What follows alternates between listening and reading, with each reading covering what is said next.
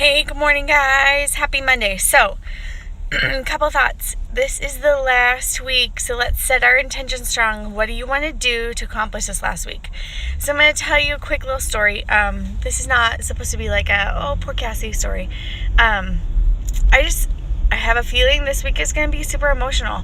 And I'm driving, but I'm looking at the road. Don't worry. So I just finished my one. I go to Orange Theory once a week just to switch things up. And I've been doing that since before I was a coach, so I just kept doing it. So I got there, and as you guys know, I have an injured right shoulder. I have a partial tear in my rotator cuff in that shoulder. They're not really certain what will happen with it. And it was feeling actually pretty good, but I can't do anything with it. So last week I played tetherball with my son. So now it's hurting again, which is just really fun. So then today, my left has been kind of like on the fritz, like good and bad.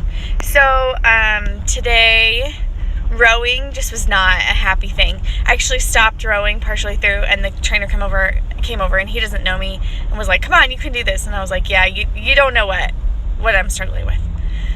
So I just moved. I got off the rower and I went to the Strider, the elliptical, because that was something I could do.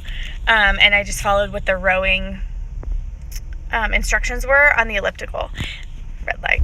And then last night, so yesterday I ran 4 miles, kind of slow, but 4 miles is 4 miles. Good point. But when I got off the couch a little bit later at night, I couldn't put weight on my right foot.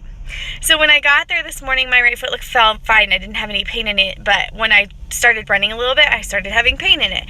So I switched to walking, which is, it doesn't get my heart rate up as much. So, I was walking at an incline. I was trying to keep it between 8.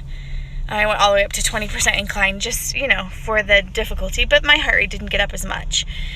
So what's my point? This week has other emotional stuff. My husband's quitting his job to be a stay-at-home dad, and to start his own business, and I'm working more. And because of all of that and me working more, I'm working on the last day of school, which I had previously had off, but now I'm going to miss it. So there's just a lot of emotionality for it. So here's the thing. I could take that and give up on my workouts this week because I'm not feeling great. Or I can modify my workouts as much as I can and do what I can.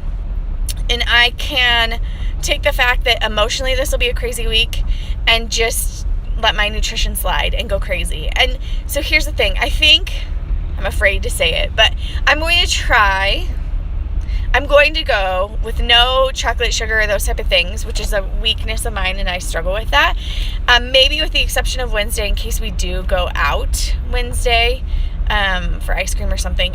My other side of it is I am very conscious about my kids not seeing me make too many changes, but being normal eating too. So this is a long video that maybe doesn't seem to have a point. My point is, when we all have hard weeks, and when we can anticipate those weeks, then we can do what we can.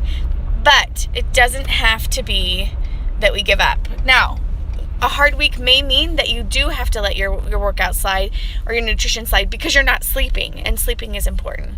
But that we can just do the modifications that we can and do what we can and not beat ourselves up for not doing better. So anyway, too long of a video. Hope you guys have a great morning. Bye.